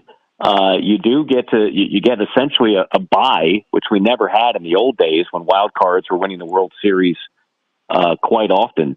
But I think at some point you might, because that bye turns into a long layoff. I don't know if that's really helping out. And so maybe to counter that a little, just let them play every game at home. You've earned it. That's why you dominated the regular season, so you would have an advantage. I actually like that decision. I think that might be the best way to do it because clearly the other aspect they'll never do, right? Is to go back and have the Dodgers and Braves play in the NLCS with the winner going to the World Series. Because if you're just taking it based off the regular season, that's what should have happened, right?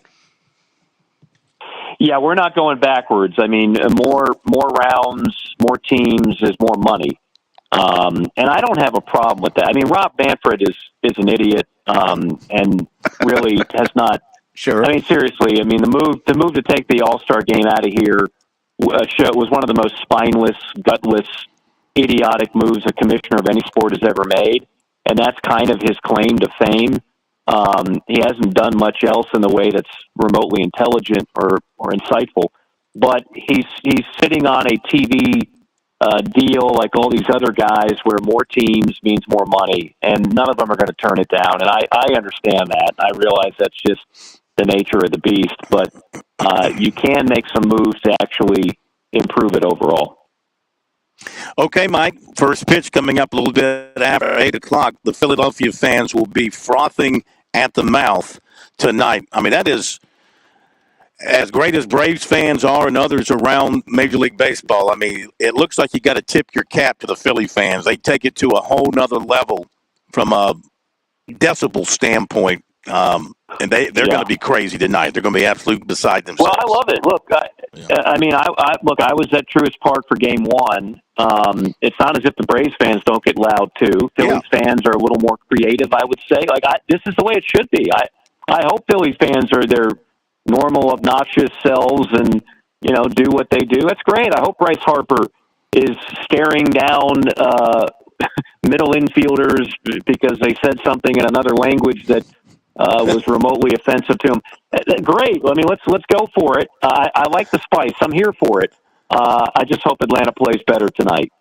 Thank you, brother. Have a great night. Talk to you next week. Appreciate you, Mike. Thanks, Mike. Okay, guys. Thank you. Mike Morgan. You got to keep a hand in his face. You got to watch his spin move, but he can't handle the corn. I can tell you that in the best 2 out of 3. I don't know how to make these. I mean, that sounds like Steph Curry type routine. Well, I mean, if you're getting up, let's say 1 shot every 5 seconds, figure it out. Speaking of shooting threes, Brad Brownell watched his guys shooting threes today. Here is the Clemson basketball coach as he talked to the media. Media day today here at Clemson. Coach Brownell in a formal setting taking questions from the media, updating things. What do you mean there's no Brownell in the... Sorry, Phil. Yeah, there's no Brownell in the box to play. We can hit this commercial break real quick if you want. Get it in there. I see it. I'm looking in the box, and I hate to be argumentative, but why do I see it in the box? I'm looking right in the box. Maybe one of us needs to refresh our box. But I'll tell you what, let's do recruiting then. We'll do recruiting now. I don't see it in my box. So why do I see it in my box? That's a question for you to figure out. I mean, I am looking at it. Do you see, I see a picture of Brad Brownell? Yeah, I see a picture of him. But see, I don't have the picture. That's funny. And I was looking for the picture. This is all going out over the air. Okay, we're having a meeting. Great radio. We're having a production meeting over the air. Okay, I tell you what. Let's do the recruiting. We'll figure this out in a little bit. We'll do the recruiting report now. How about that? Can we do that? Let's do the recruiting report. Recruiting here on Sports Talk is brought to you by Seawells. And ladies and gentlemen, Pat, tell them what they've got waiting for them behind door number 2 tomorrow. Friday the 13th at Seawells will bring you a roast beef Friday with carved roasted sirloin of beef, along with southern fried chicken, and then the best wing deal in town, maybe around the state. Right now, wing prices are up everywhere. You're paying $20 to get 10 wings at a lot of restaurants. Well, here, $14, Seawells, along with your roast beef, your fried chicken, your veggies, your banana pudding, your salad bar. You can also get all-you-can-eat teriyaki and lemon pepper wings just tomorrow at Seawells. You better get there early because if Pat gets there ahead of you, how much gravy will be left? You're done. Not much. Or wings. You're done. Exactly. And a reminder for your catering needs, just give Seawells a call at 803-771-7385 and online at SeawellsCateringSC.com. So, in football first, cornerback Jalewis Solomon out of Ellaville, Georgia, who decommitted from Auburn earlier in the week. He does plan to visit USC Saturday. This confirmed by Andrew Lyon of Gamecock Digest. So Jalewis Solomon, who now is a big target of South Carolina at the cornerback spot, they are hoping that they can convince him to come their way now that he is free from Auburn. 2025 defensive end Tayshawn Alston of Henderson, North Carolina. He plans to visit USC Saturday. 2025 offensive tackle David Sanders Jr. of Charlotte, who's a USC and Clemson target, going to visit North Carolina Saturday for the Miami game per 24/7 Sports. One-time Clemson target, offensive lineman Daniel Akinkunmi of London, committed to Oklahoma today.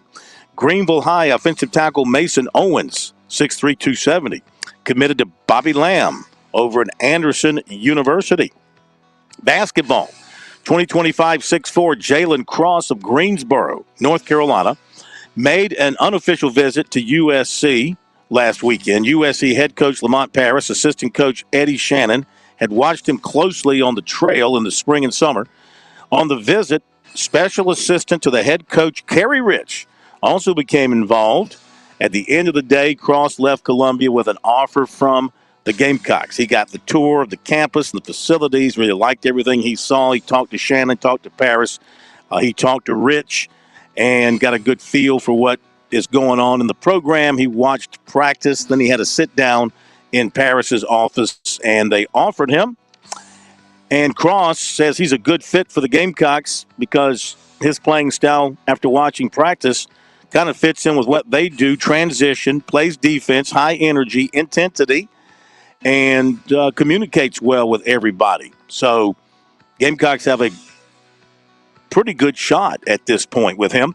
He also has offers, however, from Wake Forest, LSU, Mississippi State, Texas A&M, Richmond, College of Charleston, High Point, Appalachian State, East Carolina.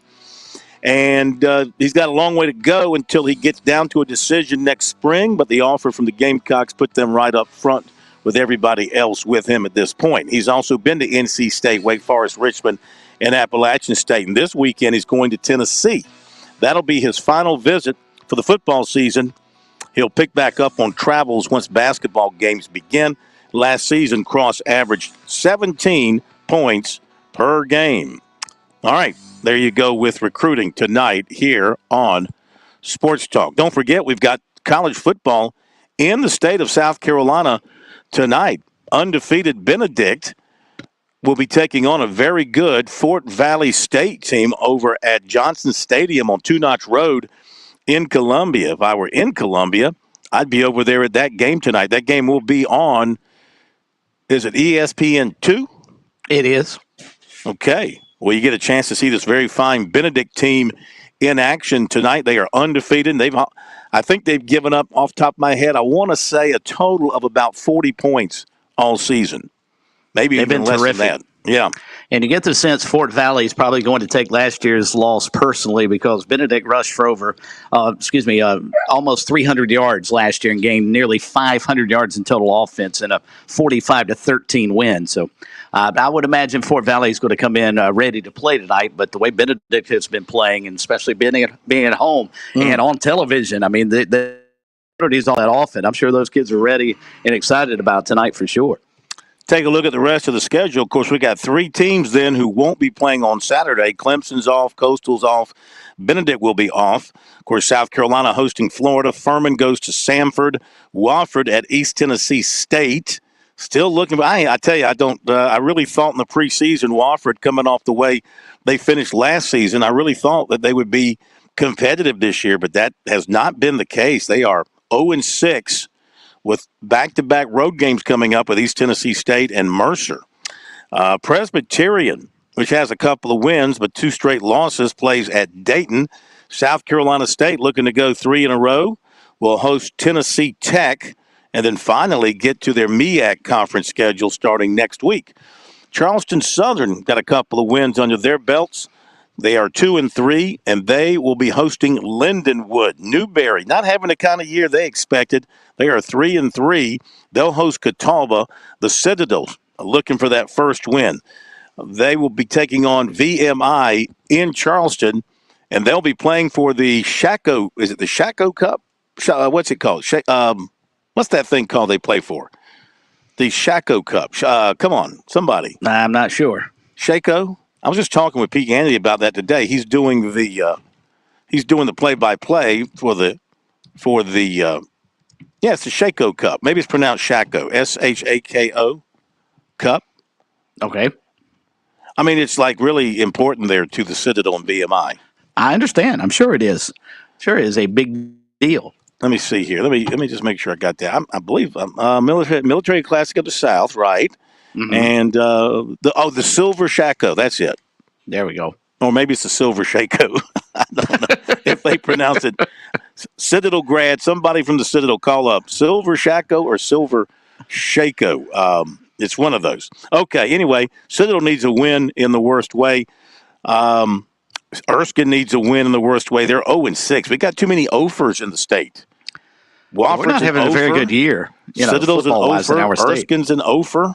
Playing Carson Newman. North Greenville will be at Delta State. They are 3-3. Limestone, which is 3-3, will play at Wingate.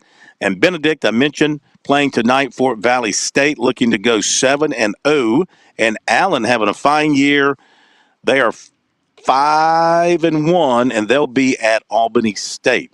So that's the rundown for the weekend. Okay, let's see what else we want to tell you. Update some golf. We got the Shriners Children's Open, which is being played as we speak at TPC Summerlin. That's out in Las Vegas. It's only 73 degrees out there, so the weather is comfortable. JT Poston, he's in 8 under 63. Bo Hosler is on the course, 1 to play. He's 8 under. And Lanto Griffin, Davis Thompson, they are in at 64. Locally, we've got Doc Redmond at 2 under with 3 holes to play. We've got Ben Martin, plus 172. Carson Young is plus 1 with a hole to play. Matt Neesmith, plus 1, making the turn. Andrew Novak, plus 1 through 10 holes. And Tommy Gainey in with an 81 today for 2 gloves. 2 gloves having too much fun on the strip, shooting an 81. Be back in a moment. On Point Weather is made possible by our friends at Palmetto Citizens Federal Credit Union on 107 The Point. Here is most comfy, low temperature 55. Got a mix of clouds. There's still a 30% chance of some showers later in the day. The high will top out 70. On the weekend, rain early, while on Sunday, sunshine temperature of 74. I'm Kevin Cohn with your On Point local weather. This is Ian with AccuClean. With the holiday season and gathering and family,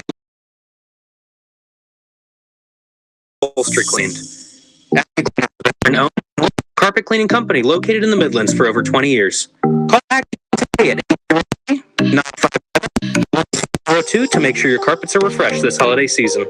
Once again, that's AccuClean at 803-957-1402. We hope to see you soon.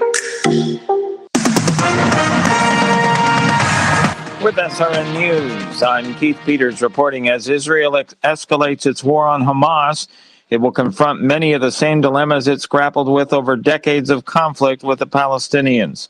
Israeli leaders have pledged to annihilate the Hamas terrorists responsible for surprise weekend attacks. Israel will want to punish Hamas like never before, but without killing so many Palestinian civilians that it loses international support. It will try to kill the kidnappers, but spare the estimated 150 hostages that Hamas dragged across the border. Steve Scalise has been unable to sway enough skeptical Republican colleagues to support him for Speaker, and the anger and frustration is growing in the House. Republicans went behind closed doors for another long meeting Thursday, but there is no resolution in sight. More details at srnnews.com. If you are good businesses, Franklin Plumbing and Drain Cleaning is a great local biz. Josh stress customer service as their top priority. Franklin Plumbing and Drain Cleaning came out to my house. A garbage out right on time, told me everything they were going to do, and explained the price of each repair before even bringing it to I knew exactly what I was getting and exactly what it would cost. Fair, courteous, and professional. Plus, they did a great job fixing what I needed at home. I am very careful about making any recommendations, and I'm thrilled and confident to suggest you call Franklin Plumbing and Drain Cleaning for any plumbing needs. If it's a repair or to replace something, if it's that tankless water heater that you've always wanted to give you that endless hot water and so much more. Online them at franklinplumbing.sc.com. Give great folks a phone call. 799-1222. That's 799-2222. And tell them you heard about it. Are you looking for free checking and free savings? Dave Ramsey here, telling you to go see my friends at Palmetto Citizens Federal Credit Union. They're not a mega bank that's so big that they lose the ability to treat you like a human being. At Palmetto Citizens, you're not just a number, you're a member. Join today at any of their 14 locations or at palmettocitizens.org. Federally insured by the NCUA. Have you ever walked in and looked at how beautiful a Lexington Discount Homes manufactured home really is? For more than 35 years, Lexington Discount Homes has helped families find home ownership with phenomenal customer service and a selection that fits your needs and your wallet. They have a huge variety of homes and prices. Come by and visit us at 1847 Augusta Highway or take a virtual tour online at lexingtondiscounthomes.com. That's lexingtondiscounthomes.com.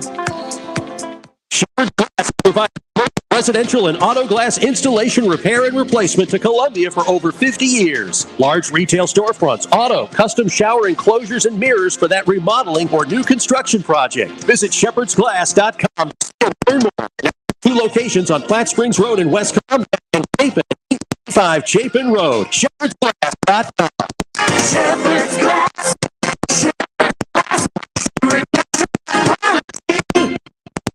Hey, honey, I know you're taking some for cholesterol. I was reading that if you're on these medicines, you should also be taking some CoQ10. Actually, our pharmacist mentioned that to me already. He called me the other day, and we went through each of our medications together. Really? He called you? He having any side effects, recommended supplements that could help me, and let me know the risk of mixing certain drugs. Wow.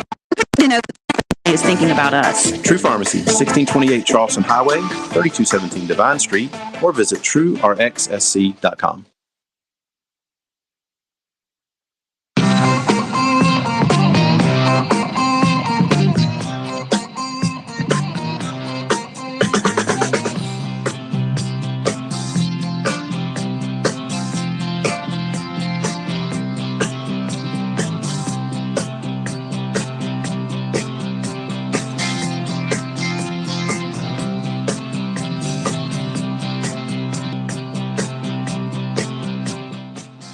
Here's a quote from Shane Beamer from his call-in show tonight, put out by the Spurs Up Show. Quote, this is on Juice Wells.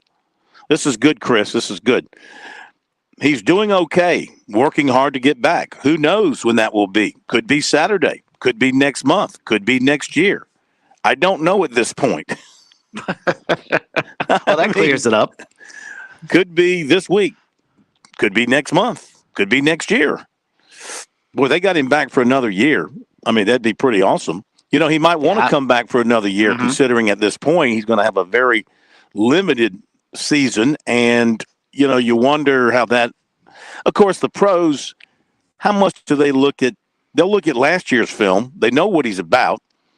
They work you out. You know, they invite you to – he certainly would be, or they come to your pro day. That's where he would shine. Right. I wonder if coming back for another year would enhance his draft situation at all anyway. I'm sure it wouldn't hurt, but again, I think they probably put just as much emphasis on what he does at the combine and individual pro days and what they've already seen from him. I don't know that Juice, even Spencer Rattler, I think coming back for another season probably has helped his draft stock somewhat. But I think the NFL probably had a pretty good idea of what kind of quarterback he was anyway. And maybe this year is just validating some of that. Maybe that would be the case if Juice Wells came back next season and had a good year. He could validate what they already know about him. Okay. Well, we'll get some thoughts on that from Carl Hill, and we'll also talk about Clemson and their performance against Wake Forest and the Tigers heading into their off week as we welcome in for another edition of Will and the thrill here on Sports Talk on this Thursday night. They are Will Merritt, former Tiger, and Carl Gamecock. Will, welcome in, sir. How are you tonight? Yes, sir. How are y'all? We're doing great. I'm actually over here at Little John Coliseum. Came up for a little basketball media day, still broadcasting from over here at Little John. I tell you what, excuse me, I'm a little under the weather, but I say, it never surprises me the fact that we've become a basketball school, and so I wouldn't go that far. I wouldn't go that far yet, but when you look back at the Wake Forest performance, 17-12, kind of a uneven, disjointed performance in some ways. Yeah, but I told you guys, excuse me, Rutgers always gives us trouble. They always do. I mean, they're always a school that just, they're well prepared, and Dave Clawson has got a great program, and he always just we never know what to throw at us, and everything but the kitchen sink, and he's going to do it. The passing game was. I'm sorry, I'm no, you're okay. I was just going to say the passing game was pretty much non-existent. You had a career low, though it's a small sampling. You had a career low passing by Klubnik, 131 yards, but you did emphasize getting the run going in the second half, and you had success running the football. Now you got to get ready to go to Miami a week from Saturday. I mean, is this going to be up to the task of going down to Miami and maybe get back? I do. I think we're going to be definitely up to the task. And the one thing that Wake does a really good job, they keep everything in front of you. They never let anything get behind them, and so you don't get big plays against them. Miami, they play press man, and you have opportunities downfield, and I think we'll have an opportunity to go above their head, but who knows, man? I mean, this is it's a weird game right now. All right, let's go to Carl. And Carl, the Gamecocks had last week off, so you could relax a little bit, but they're 2-3. I don't think anybody in Gamecock land is happy about being 2-3 through 5 games, but you got a chance to make up for a lot of distress if you can beat Florida on Saturday. What's your feeling about this game?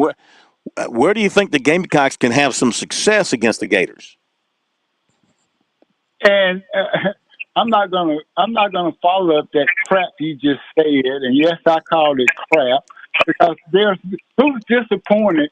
Everybody we've lost to is in the top 20. They all better teams than we are. So we've beaten everybody we're supposed to beat, and we've lost to every team we're supposed to lose to. Don't you want to beat somebody you're not supposed to beat? It's coming.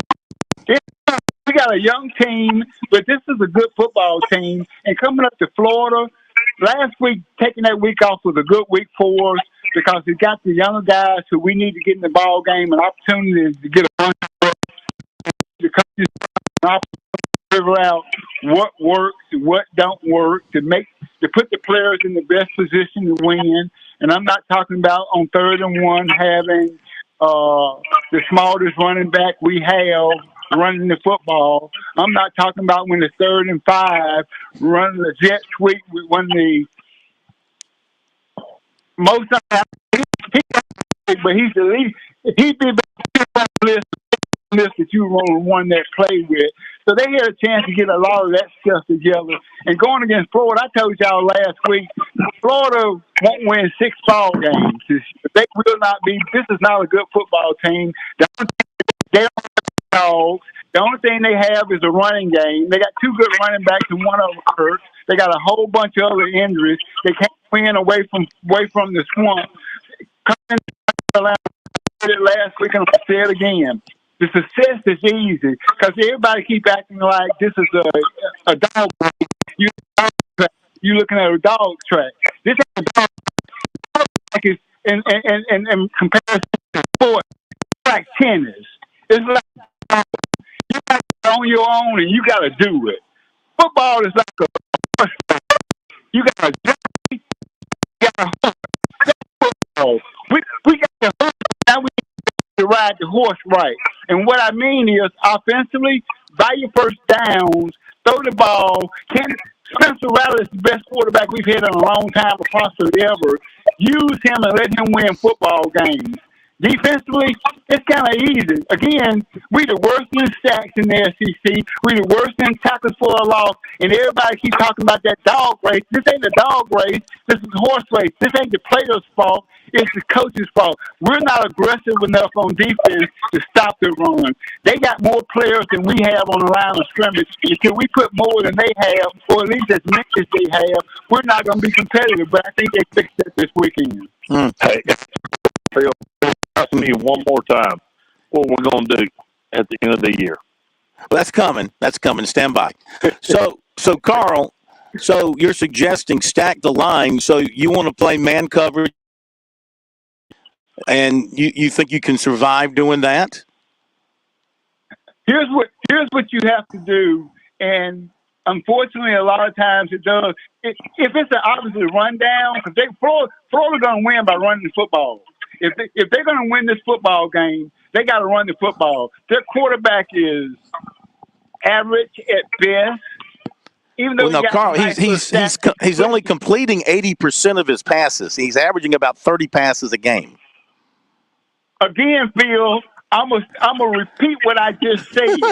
He's average at best, and if his average right now, he's throwing 445 yards per game.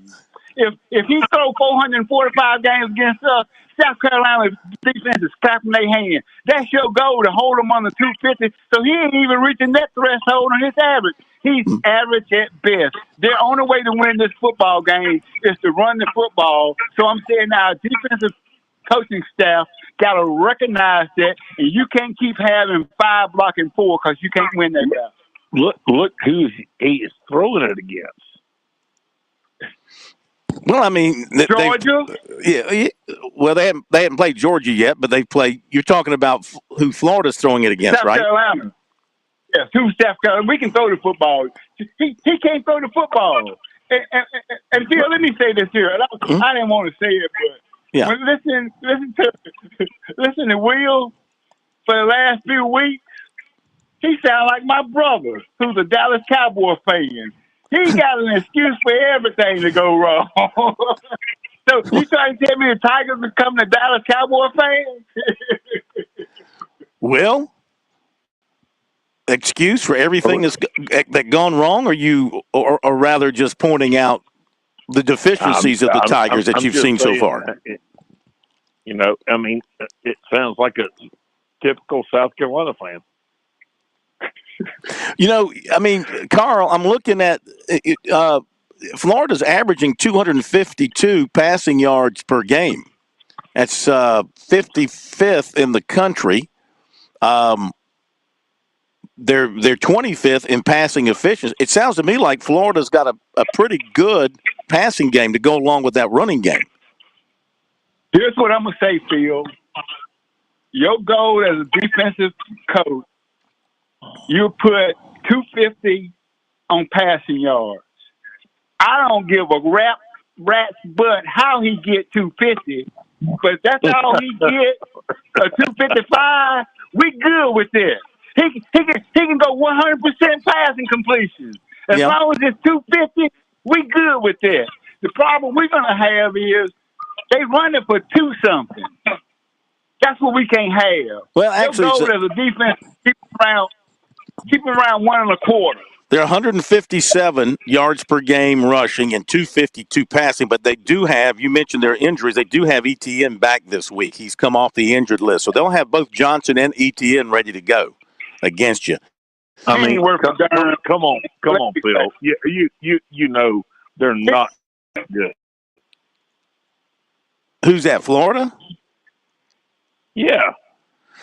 They were good when they beat Tennessee, like a drum. You know? Okay. But that's been our watermark. I'll give you that. Against Tennessee, they ran the ball extremely well. But against Kentucky, they gave up a ton of rushing yards. And Tennessee is garbage. They beat y'all.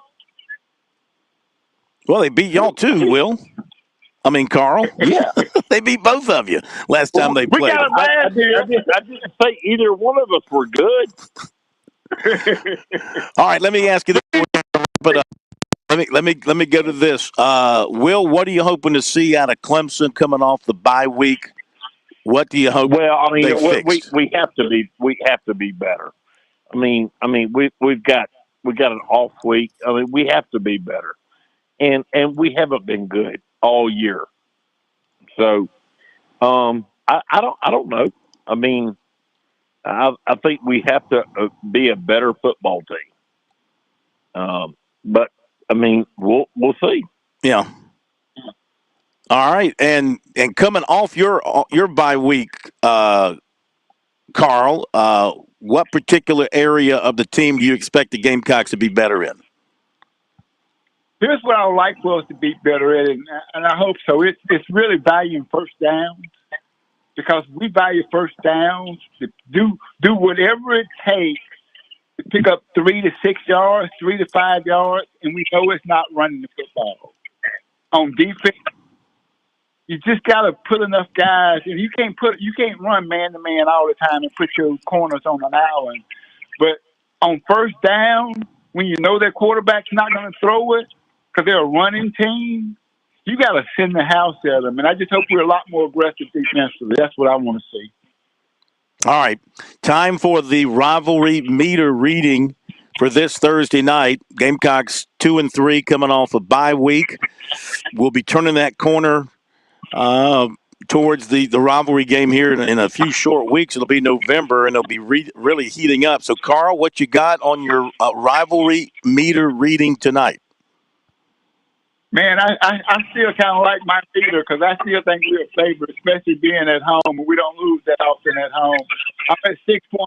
We're about a 3-point favorite right now. Over Clemson? Over Clemson. So what? The ship is sinking. The ship is sinking. So what's your meter at? What'd you say it's at? 6.5. See, you've kind of been stuck on the 6.5, yeah. Well, I was at 5.5 last week. Oh, okay. You've gone up one notch. I was at 5 points.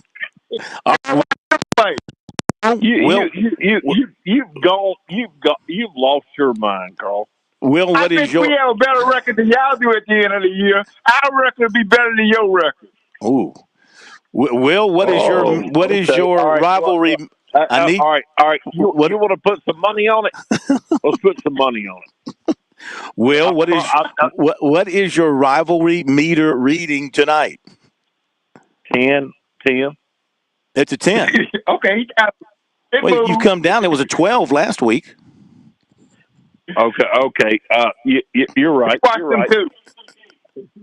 Okay, 11.5. All right, guys. Y'all enjoy your weekend. Will, enjoy your weekend off, and out there rooting for your Gamecocks, man. Good luck to you. Hey, listen, I hope everybody has a wonderful weekend. Thanks, guys. Thank you very much. Thank you, Carl.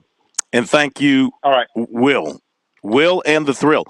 By the way, going back to that Florida-Tennessee game, just rechecking the stats here, really wasn't an offensive juggernaut for Florida. They shut down Tennessee defensively. I say shut them down. They held Tennessee to Well, okay, it didn't. 387 yards, but only 100 yards rushing. They did throw for 287. Florida had 349 in that game, and they rushed for 183. Threw for 166. So I would say, Chris, if you want to beat Florida, take the running game away and see if the quarterback can beat you. See if Mertz is the guy that can light you up, I guess. Is that how you approach it? I think that's the only way they can approach it. The problem is South Carolina, I don't think, has shown to anybody they can stop the run. And so that's going to be critically important. Of course, when they tried to do that against Mississippi State, then Will Rogers became a Heisman Trophy candidate that night. So you don't want to turn Graham Mertz into that scenario. But I'm not sure if Carl's seen the same Graham Mertz play that the rest of us have, because he's been phenomenal thus far this season.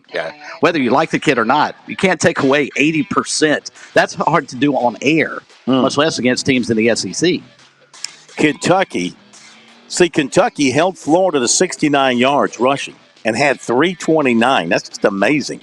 Florida did throw for 244, and Kentucky only threw for 69, but only threw it 20 times. Didn't have to throw it. So, I mean, that's why it's kind of hard to get your head around what to expect from the Gators. And we'll be back in a moment.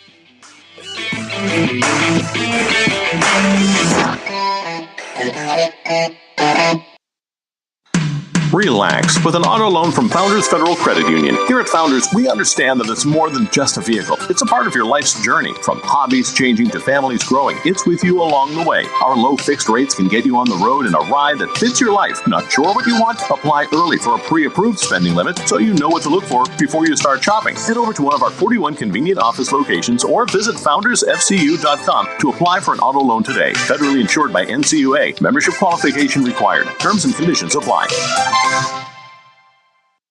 Touchstone Energy Cooperative members save more on electricity, and members save more on insurance, groceries, healthcare, restaurants, travel, concerts, and sporting events through Co-op Connections.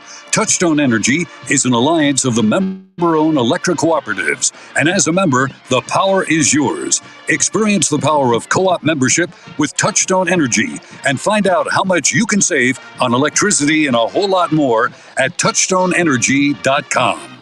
South Carolinians, this message is for you, whether you or a loved one are about to receive Medicare or want to improve your current Medicare situation. Brian Spencer of Palmetto Medicare is the guy for you. This is Mike Morgan, and I've known Brian for over 20 years. He started Palmetto Medicare in 2005, and here's what I can tell you about Brian. He's not the best-looking guy in the world. He's not a poet. He's not a very good golfer. He can't sing at all, not even in the shower. All of this is true. But here's what else I can tell you about Brian Spencer. There's no one I would trust more with that all-important decision of who will handle your Medicare benefits. Palmetto Medicare is local, specific, and native to the Palmetto State. Any and all plans in South Carolina are available through Palmetto Medicare, and they offer a free annual Medicare and prescription review. So with that in mind, there's just one phone call to make, 803-960-9484, 803-960-9484. Let Brian Spencer do the one thing he is good at, helping people with all their Medicare needs. Football season is upon us, and that means Columbia is welcoming fans from around the corner and across the country. No matter where you're from, Gamecocks love coming together for game day energy that can only be found in South Carolina's capital city. Book hotel rooms, find pre- and post-game activities, and plan your tailgate spread with local favorites from pimento cheese to barbecue at experiencecolumbiasc.com. We'll see you soon, and go Gamecocks! You've put in the work for your education. The extra early, extra late, extra work. That's because you understand education opens doors to better pay, better opportunities, and a better you. Being educated about playing the lottery is no different. It helps you be a better player, one who knows when to play and when to take a rain check. The lottery's a game, so let's keep it fun. Learn more at sceducationlottery.com/betteryou.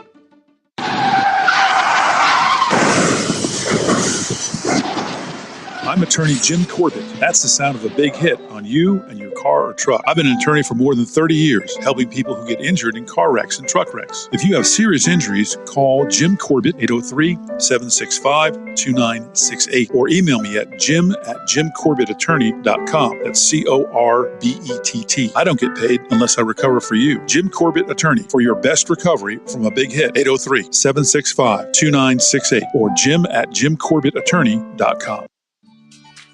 Major Billy Downer here from the Department of Natural Resources, and DNR is excited to announce the implementation of Go Outdoors SC, a new online licensing and boat titling system that you can access right from your phone. Through this new system, customers can purchase their hunting and fishing licenses, renew their boats, apply for lottery hunt opportunities, and complete electronic harvest reporting requirements. For more information, visit Go Outdoors SC at your local app store.